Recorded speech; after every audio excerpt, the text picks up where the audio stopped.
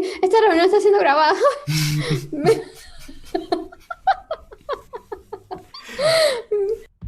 Hola, hola y bienvenidos a La Biozona. Yo soy el Juamas y estoy aquí para traerte una nueva entrega de La Biozona, tu espacio de biología.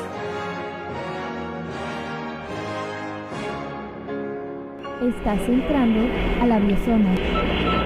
T-minus 15 seconds. Guidance is internal. 12, 11, 10, 9. Ignition sequence start. 6, 5, 4, 3,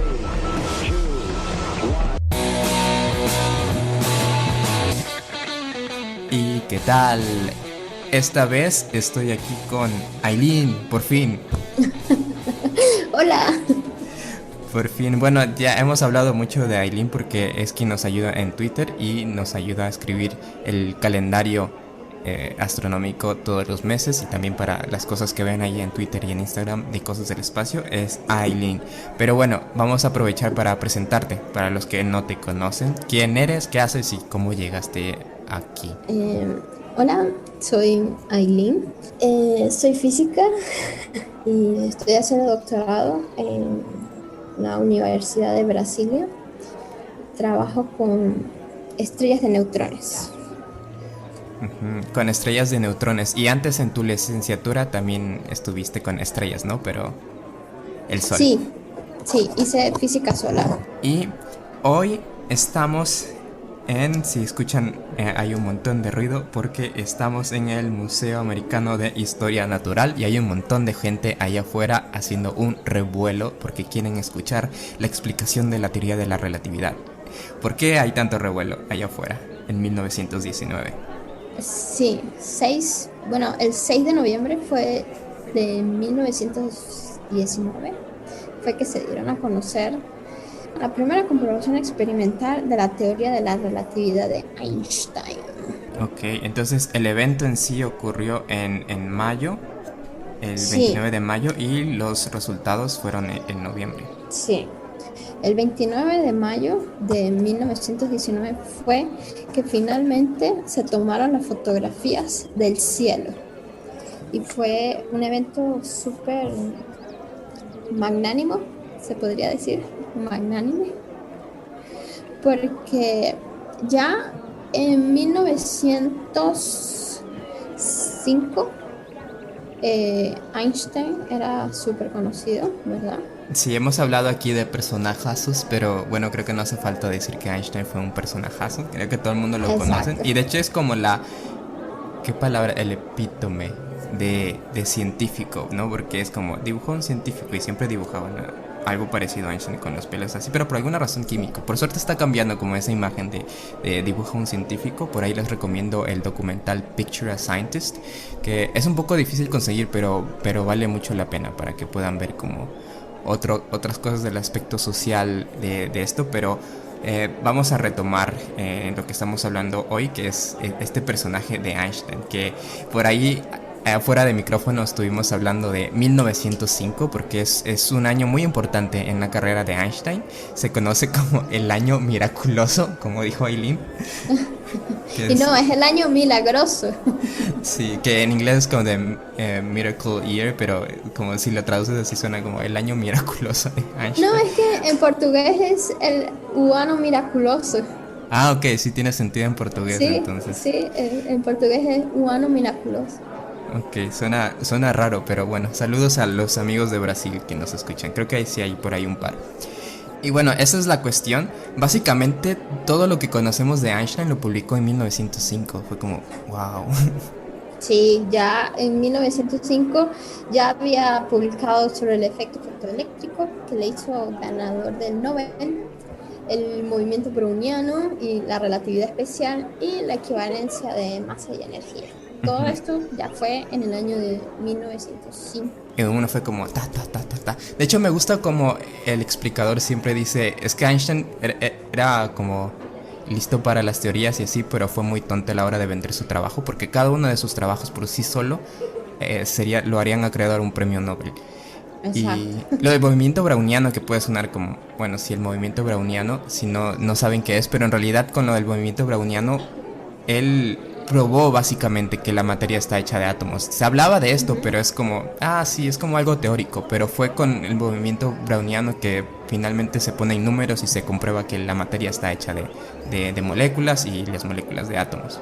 También otro dato curioso por ahí es que cuando Einstein iba a estudiar el doctorado, siempre para estudiar el doctorado te piden que hagas como un anteproyecto, ¿no? Entonces Einstein fue como, bueno, ¿qué hago para mi anteproyecto? Bueno, voy a desarrollar la teoría de la relatividad. La escribe y la manda así como, este es mi anteproyecto para el doctorado. Y le dicen, no, esto está como que no va a volar, no tiene mucho sentido. Y se la rechazaron. Entonces es como como un llamado a que seas perseverante con tus sueños. Porque si a Einstein le rechazaron la teoría de relatividad para entrar al doctorado, bueno, ¿qué esperan los mortales? Hacer un doctorado en 4 años. Eso es lo que queremos los mortales. ¿Quién hace un doctorado en 4 años? Preséntenmelo. Pero bueno, estamos en eso y ya Einstein era pues obviamente bastante conocido en la comunidad por todas estas cosas. La teoría de la relatividad ya estaba allá afuera, era como algo de lo que se hablaba, pero realmente no se había cimentado en la mente de todos los físicos. Primero porque no todos, ni siquiera el mismo Einstein estaba totalmente convencido de todas las implicaciones de la teoría de la relatividad, porque pues es una visión completamente diferente del universo y tiene unas implicaciones bien locas. Fue hasta este año, en 1919, donde realmente se hace un boom, donde la figura de Einstein se eleva así como la mente maestra que discernió los misterios del cosmos y así, porque se hace esta demostración experimental de los efectos de la relatividad. Y bueno, vamos a explicar un poco qué fue lo que pasó. Entonces, para comprobar esto, básicamente lo que hicieron fue ver este eclipse, ¿no? Y ver el efecto de lente gravitatorio.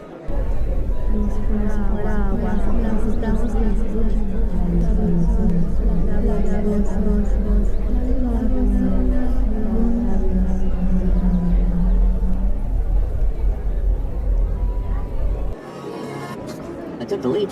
Somebody's heart.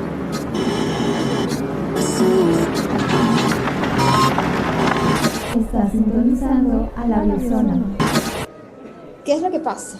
Sabemos, ¿verdad?, que ya Einstein en 1919 ya es un físico teórico bien conocido, porque 14 años antes, cuando era todavía muy joven, él publicó lo del efecto fotoeléctrico, el movimiento browniano y la relatividad especial. Entonces, después de esto, él quiso conciliar su relatividad especial con la gravedad, ¿verdad? Porque en la relatividad especial no se considera lo que es la gravedad. 10 años más tarde, en 1915, él publica que su relatividad general, donde se entiende el espacio y el tiempo es como un solo ente. No son entes separados, sino es un solo cosa. Como dos caras de la misma moneda. Exacto, es como dos caras de una misma moneda y que finalmente se entendió que el espacio se curva con la presencia de la masa y que esta curvatura da a entender lo que nosotros conocemos hoy como gravedad. Que básicamente la gravedad no era como una fuerza como las demás fuerzas, sino que era una deformación del espacio y bueno. Exactamente. ¿Qué es lo que pasa? La teoría de la relatividad general es ahora que la teoría moderna de la gravitación. Se deja atrás todo lo que era la gravitación de Newton. Ahora se tiene en consideración porque ya sabemos que nada se mueve más rápido que la velocidad de la luz, ¿verdad? Entonces, ahí es cuando se construye el concepto de espacio-tiempo. Una de las cosas que me gusta es que Einstein, para describir esto de la gravedad, utiliza no el espacio plano geométrico euclidiano, sino el espacio geométrico de Minkowski. De Minkowski, que es básicamente el Riemann, ¿no? El espacio riemanniano curveado. Y me interesa mucho porque en morfometría se hace la misma cosa. en lugar de usar esta geometría plana entre distancias entre dos puntos, se utiliza esta geometría curva para describir a las formas como una representación tridimensional, y después se extrapola en dos dimensiones para hacer un análisis de componentes principales, que es un nombre fancy para ver cómo acomodamos los datos. Pero la cosa es que el trasfondo geométrico es el mismo para entender al universo y para entender el cambio en las formas. Entonces me gusta mucho porque todo al final es geometría. Todo es geometría. Esta visión es fenomenal porque es un cambio totalmente radical de la forma de ver al universo, como una deformación, y a la gravedad, como una deformación del espacio-tiempo, y que el espacio-tiempo es lo mismo, a pesar de que es evidente que el espacio es una cosa y que el tiempo es otra cosa. Pues las matemáticas dicen que no. Que ellas se pueden juntar y pueden ser algo cuadridimensional, que es lo que rige el mundo, el espacio-tiempo, lo que rige la dinámica del mundo. Del universo. Exacto, del universo. Y bueno, esto era como estaba en papel, muy bonito, las fórmulas, pero fue hasta este evento, ¿no? Del eclipse que todo cambió en la mente de las personas.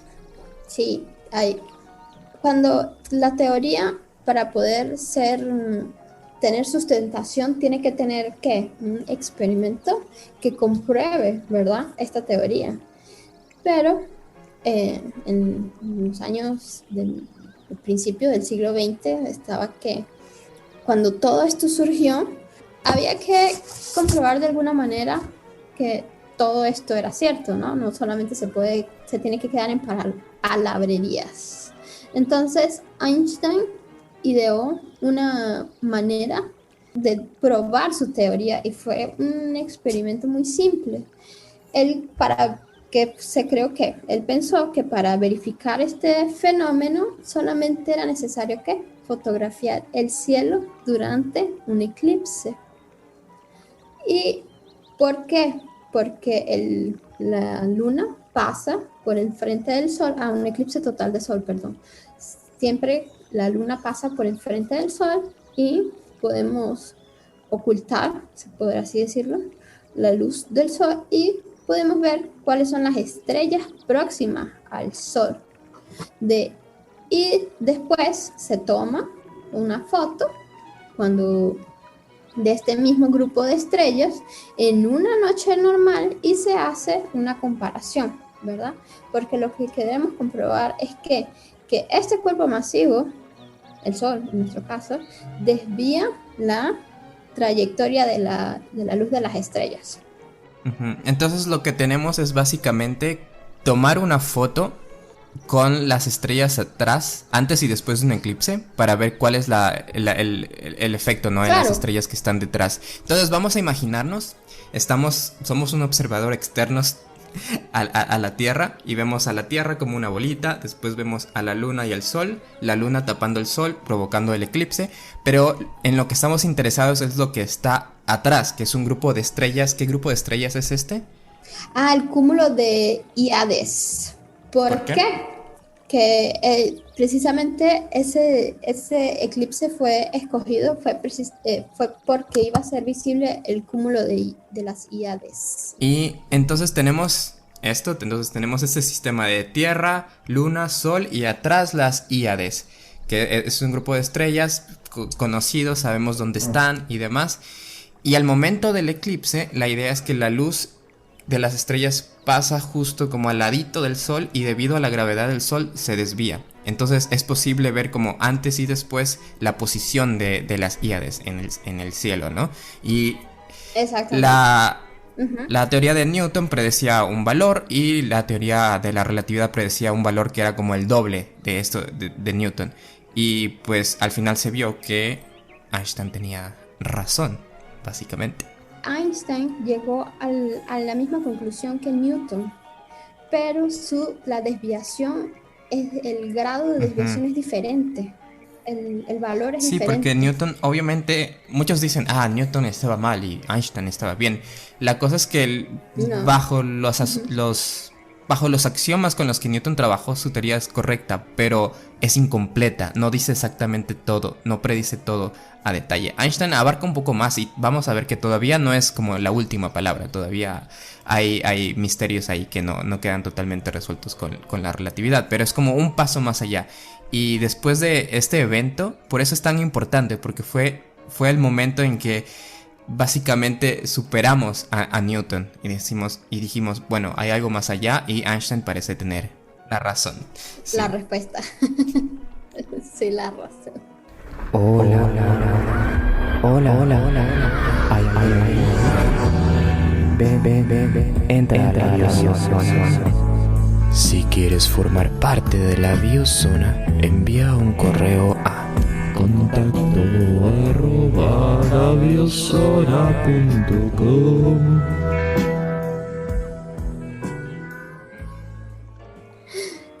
Y entonces, ¿qué es lo que pasa? Es un experimento, él plantea este experimento, ¿verdad? Fotografiar el cielo durante un eclipse solar y después fotografiar el cielo nocturno de las mismas estrellas y comparar el grado de desviación. Pero obviamente no es una tarea tan fácil.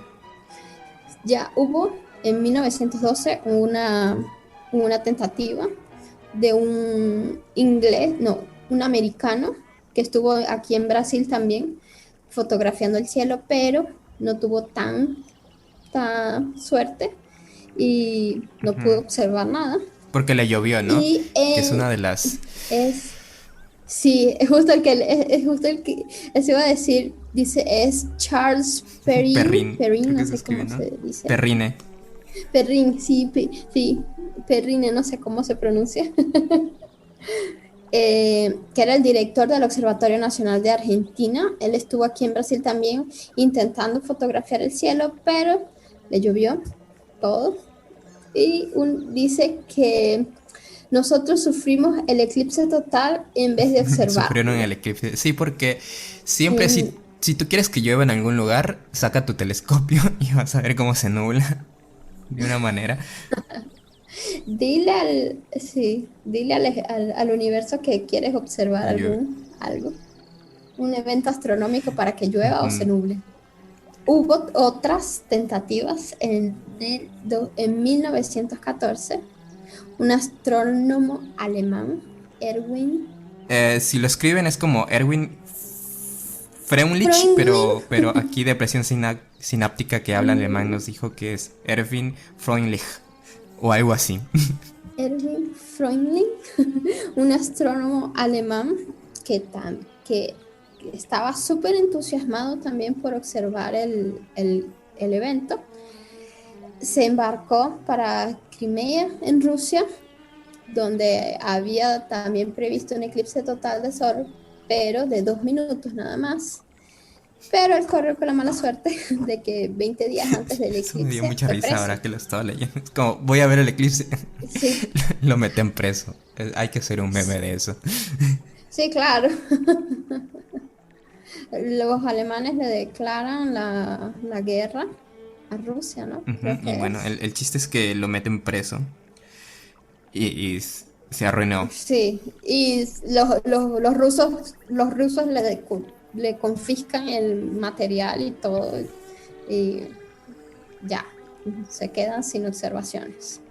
Y lo más interesante de todo es que el mismo Einstein fue el que consiguió el equipo, consiguió todo, y el hombre fue preso.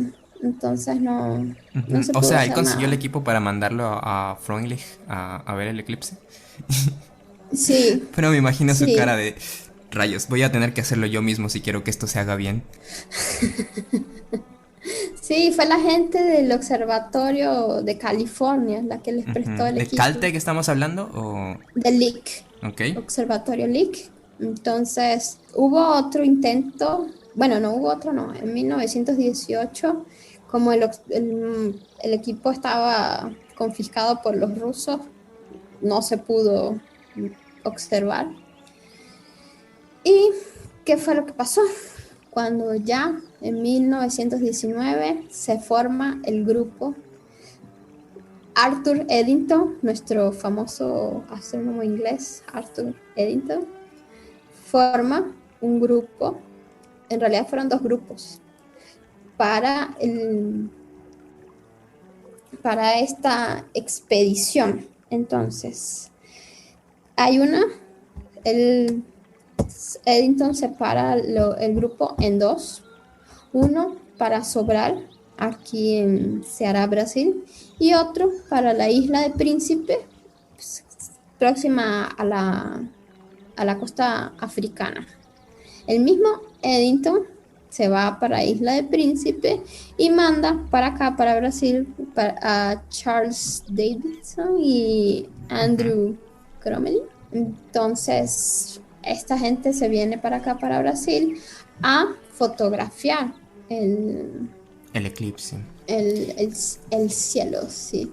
Y lo más interesante de todo es que ¿por qué fue escogido este punto?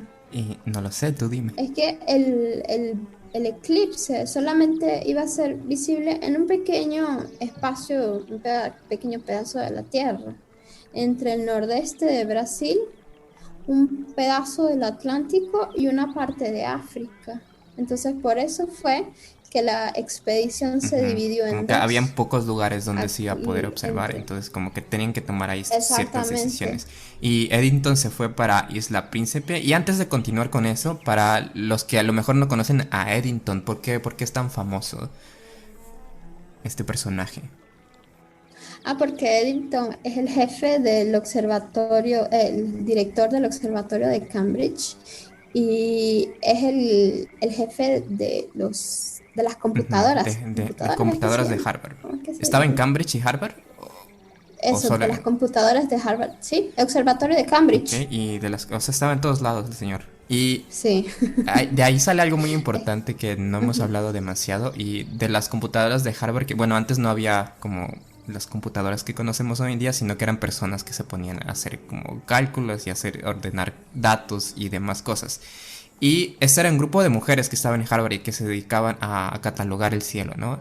En este espacio. Y una de ellas es alguien muy importante, es Henrietta Leavitt, que en sus tiempos libres, porque no le dejaban como hacer proyectos por su cuenta, porque bueno, ya sabemos como toda esa institucionalización existe, entonces no la dejaban realmente trabajar en sus ideas, pero así como en sus tiempos libres se ponía a trabajar básicamente en una regla para medir el universo, ¿no? Entonces describe a las efeidas y demás, y en pocas palabras lo que hizo fue señalar que la Vía Láctea, en ese momento se creía que la Vía Láctea era todo el universo, que en realidad el universo era muchísimo más grande. Eso nos abrió mucho como el panorama. Entonces de ahí es de donde sale Henrietta Leavitt, donde sale Eddington y estos personajes, ¿no? Entonces estamos hablando así como de personajes top, ¿no? Ya sabemos quién es Eddington, que está en Isla Príncipe, y Crommelin y Davidson están en Sobral, Brasil. Esos son nuestros equipos. Sí, entonces en Isla Príncipe, que el 29 de mayo llovió todo el día y no pudieron, las nubes como que les dieron una tregua y pudieron solamente tomar algunas fotos de las estrellas, algunas fotos del cielo, pero no fueron unas fotos muy espectaculares. ¿Cómo se diría? Sí, exacto, unas fotos muy prometedoras. Incluso Eddington registró en su diario una frase que dice: no vi el eclipse, estaba tan ocupado cambiando las chapas fotográficas que solamente di una mirada para certificar de que cuando comenzó, en el medio y cuando no había nubes, o sea, y que él no vio absolutamente nada, estaba pendiente de las chapas fotográficas. Y él inclusive hay un telegrama que mandó para la gente de Brasil que decía: a pesar de las nubes, tenemos esperanza. Qué bonita frase para tatuarse. Sí, a pesar de las nubes, tenemos esperanzas. Bueno, él estaba esperanzoso, pero en su contraparte, el equipo de Sobral, que por cierto también habían astrónomos brasileños en el grupo Ujú. de aquí, pero había gente, astrónomos De la importantes sociedad. Sí, en fue ese un grupo. evento magnánimo. Ya a lo mejor se lavó un poco por el Sí, tiempo y así, pero estamos ahorita volviendo y fue un evento. incluso en el lugar donde pusieron los equipos, en Sobral, ellos después construyeron un museo y se llama el Museo del Ujú. Así 29 de de mayo. importante es esta fecha. Casi que ahorita lo estoy comparando como cuando Galileo tiró la pluma y la bola en la torre de Pisa. Casi así, ¿no? Sí, es que es un evento, como se dice, Ujú. magnánimo, magnánimo. Entonces, ¿qué es lo que pasa? Con sus colegas aquí en Sobral están igual, tenían el tiempo un poco malo, porque también el cielo estaba tapado, pero ellos corrieron con la suerte el, que minutos antes del eclipse se despejó y el cielo estuvo despejado durante los 5 minutos y 13 segundos que duró el eclipse y pudieron tomar infinidades de Uh, fotos, pero infinidades de fotos. ¿Sabes que esas placas fotográficas están ujú. en ese museo que te digo? Y parece que las Qué van a bien, quiero digitalizar. verlas. Sí, yo también me pareció súper interesante eso. Ellos tomaron las fotos y en las placas registraron 12 estrellas que fueron utilizadas más tarde como referencia para medir el ángulo de desvío de la trayectoria de la luz y que fueron comparadas con las fotos Ujú.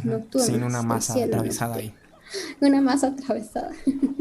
Fue todos los astrónomos en Sobral hicieron que pretendían medir este pequeño ángulo formado Ujú. de las dos posiciones, ¿no? De cuando hay eclipse y cuando no hay eclipse. Exactamente. Porque acabé de recordar que para poder comparar, pues claro, tiene que ser el mismo cúmulo de estrellas, ¿no? La misma foto se tomó, fue en Ujú. julio, meses después El eclipse. del eclipse, exacto. Ujú. Es Y apto. está. Después me imagino que fue después de que se publicaron los hallazgos del 6 de noviembre que un montón de gente, académicos o académicamente inclinados, unas 4.500 personas se abalanzaron hacia el museo en busca de explicaciones, tanto que tuvieron que llamar a seguridad y como a policías extra para contener la euforia de las personas que estaban como, que me explique qué está pasando. Y sí, ¿quieres agregar algo más respecto al eclipse? Sí, que después que compararon las imágenes, la diferencia en las fotografías es súper lindo, podría decirse, porque había tres posibilidades: que no hubiese desvío, que Newton estaría correcto o que Einstein era el correcto. Entonces, después de todo el evento estaba esa expectativa, ¿no? De que, bueno, será que sí va a ser, no va a ser? Pero afortunadamente Einstein tenía la razón. Bueno, afortunadamente, bueno, cualquier resultado hubiera sido como, qué loco, ¿no? Pero fue muy loco porque pues se había predicho, estaba como, las fórmulas dicen que así debe ser.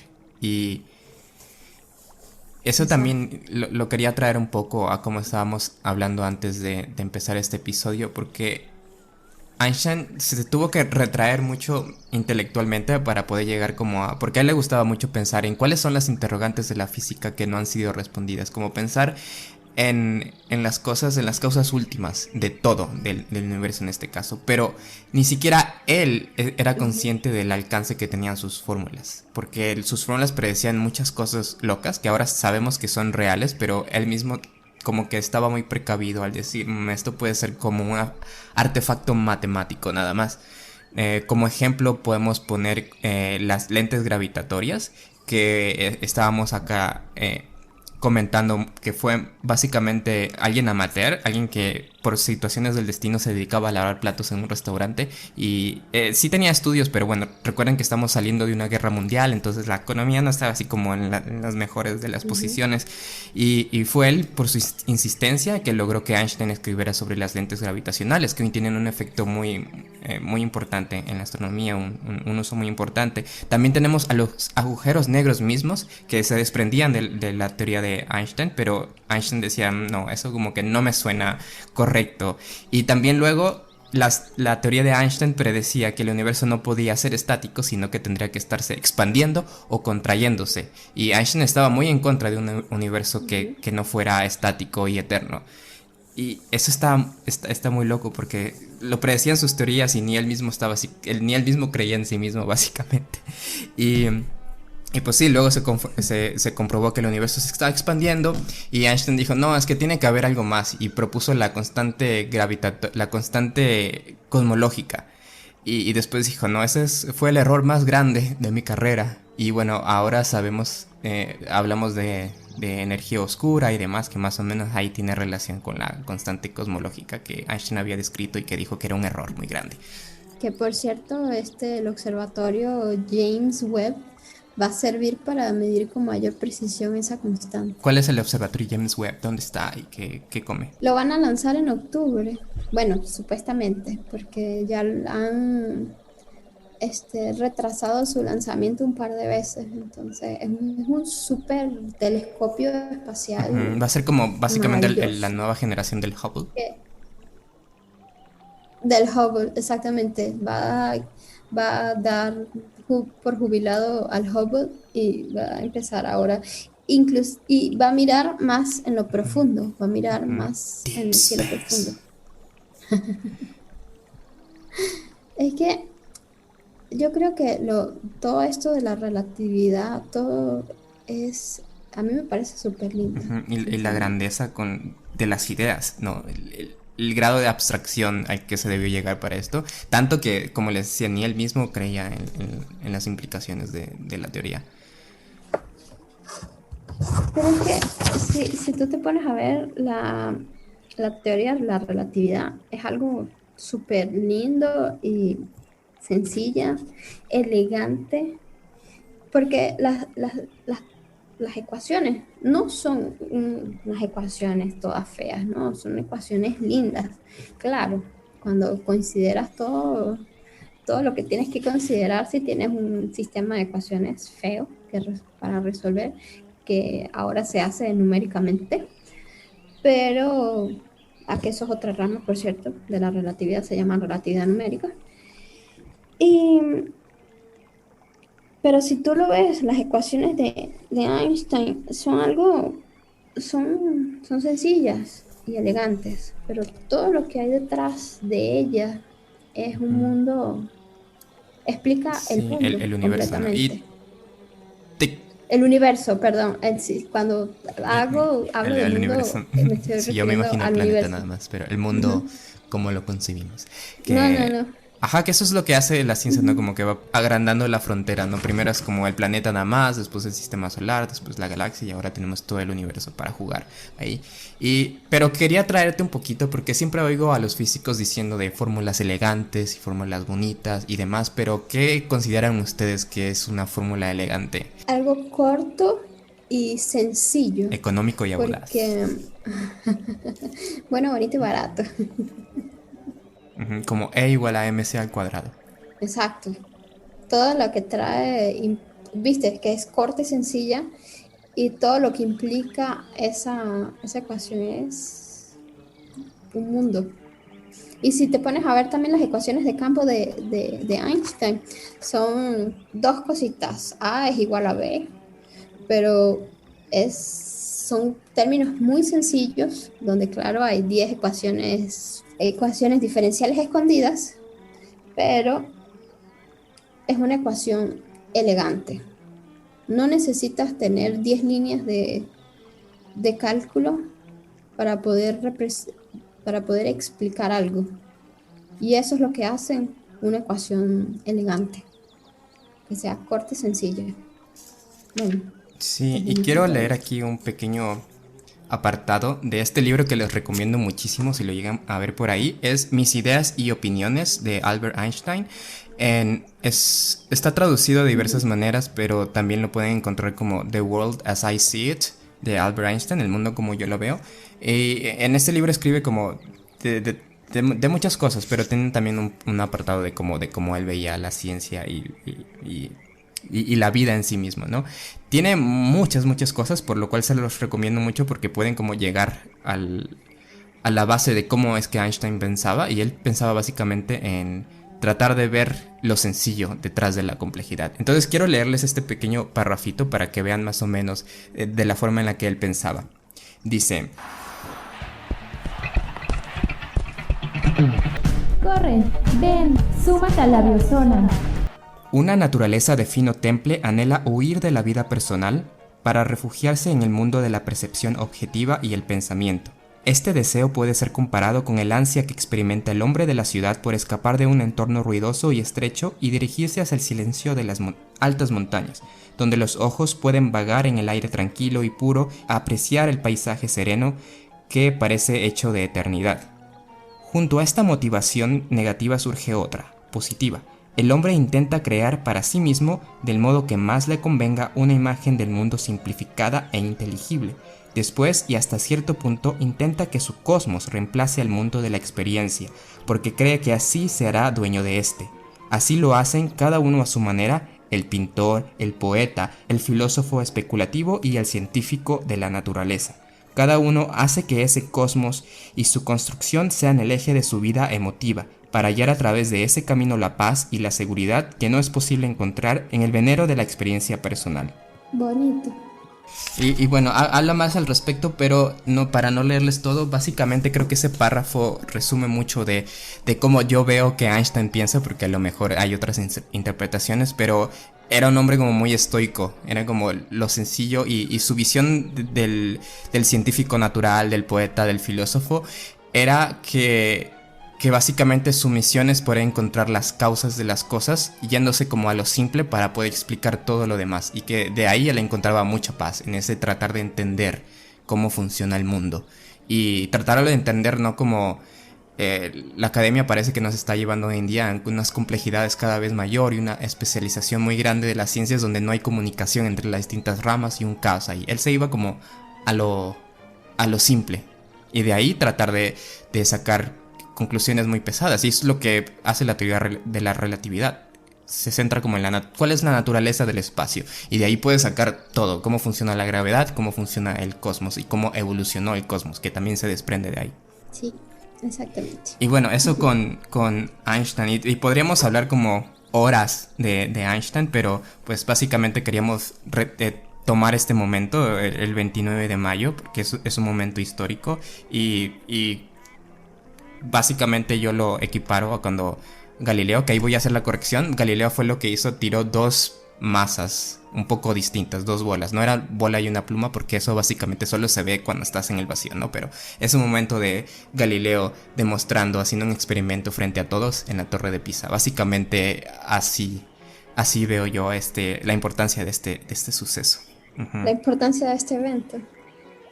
Y se cumplen ya 102 años de esto. Y si leen por ahí el libro, también me gusta como él también admiraba mucho a Darwin por la forma en la que llegó a sus conclusiones. Después hablaremos más de la historia de la evolución, porque ahí también hay otra cosa con Wallace. Pero para dejarlo así como sencillo hoy, básicamente él admiraba como esta capacidad de abstraer y desde cosas sencillas tratar de explicar toda la complejidad. Y bueno, pues con este evento, básicamente todo el mundo le creyó. Y desde ahí en adelante, cada vez se han tratado de poner a prueba la relatividad con más y más precisión. Y hasta ahora la relatividad ha salido victoriosa de todas esas pruebas. Victoriosa. Inclusive en abril se mostró la foto, por así decirlo, del campo magnético. No, de las líneas de campo eléctrico de un buraco negro, de un agujero negro. Justo Sí, justo 2 años después de que se hizo pública también la primera Sí, foto eso del también agujero está negro. muy interesante, ¿no? Lo lejos que hemos llegado. Todo esto gracias a Albert Einstein. Pero bueno, es que las implicaciones cada vez que te metes como a ver que realmente dices como wow, porque todo el mundo habla de Einstein, que es como, sí es muy inteligente, y dicen, pues sí debe ser muy listo, pero creo que sus matemáticas eran más grandes que él mismo, como ya hemos hablado. Porque los agujeros negros, otra vez, era algo que se desprendía, pero primero pasaron a ser como una curiosidad teórica, después como a lo mejor suceden, pero deben ser raros. Y la concepción que hoy en día tenemos de los agujeros negros forman una parte fundamental en la estructura del universo, ¿no? Casi... Ajá, la Sí, en estructura la y la dinámica dinámica, del porque universo. básicamente en el centro de todas las galaxias hay un agujero negro o un buraco negro, como se dice en portugués, que pues le da forma a las galaxias, ¿no? Básicamente. Sí, por eso. Por eso te dije, rige la dinámica del universo. Y los ganadores del Nobel del año pasado fueron que los que estudiaron en física, estudiaron la dinámica del agujero negro que está en nuestra Exactamente. galaxia. Por ahí va Penrose también, ¿no? Que y todo un Sí. equipo de personas. Y bueno, se nos está acabando el tiempo, entonces tenemos que ir cerrando por el día de hoy, pero pues siguen abiertos a las noticias de relatividad y tratan de meterse un poquito a la relatividad, aunque suena así como abrumador, traten de ver como cuál es la idea central de todo esto y van a ver que fue como una idea muy profunda y pues vamos a seguir hablando de esto, al menos en tweets y demás, pero si quieren que hablemos más a detalle en otros episodios, pues lo haremos con gusto. Y bueno, aquí está Aileen desde Brasil, pero ya saben que en nuestro equipo también está de Presión Sináptica, Ciudad de México, BS Raida de la Ciudad de México, el Chompita que está en Teapa, Tabasco, que se nos cayó el técnico porque cayó un rayo en la antena de Teapa, entonces nos quedamos sin técnico por un rato, así que por eso pues los episodios han estado como retrasados porque él es el que sabe subirlos. Podríamos aprender nosotros, pero nuestro técnico nos ayuda. Pero estamos escribiendo sí, una tesis. Ahí en ese tipo de cosas. Pero entonces ya cuando el Chompita se recupere y vuelva y tenga internet otra vez, levanten esa antena y si no cae otro rayo, pues ahí estaremos. Y recuerden seguirnos en nuestras redes sociales, ese es el mayor apoyo que nos pueden dar, solo dando retweet y likes y comentarios, porque eso ayuda mucho a que la página pueda ser vista por más personas. Estamos en Twitter como @labiozona, estamos en Facebook como @labiozona, en Instagram como @labiozona y en TikTok. Aileen, ¿cómo estamos en TikTok? @labiozona. No, @labiozona podcast. Perdón. Es la única que era una pregunta de prueba. Sí, @labiozona podcast es la única que es diferente. Y pues ahí nos estamos escribiendo y viendo. Recuerden también nuestro blog en labiozona.com y ahí nos ayudan varias personas más, principalmente estas y el macairodonte y el jaguar. Y si ustedes quieren escribir también nos pueden enviar un correo a contacto@labiozona.com para anexarse a nuestro equipo de colaboradores para escribir, nos ayudaría mucho. Y recuerden, darnos likes, retweet y todo eso. Bueno, creo que eso es todo por mi parte. Y Aileen, ¿quieres dar como un saludo final? Bye. No, bueno, que gracias por invitarme y ojalá se haya entendido todo. Sí, si no, ahí nos escriben. Y bueno, tomen agua y coman frutas y verduras. Sí, y salgan a caminar un poco. Sí, salgan a caminar, es muy importante ahora con la pandemia, con distancia y todo, pero sí para ayudar a la mente. Y bueno, esto ha sido por hoy. Yo soy el Juamas. Yo soy Aileen. Y esto fue Labiozona. Gracias por sintonizarnos. Chao.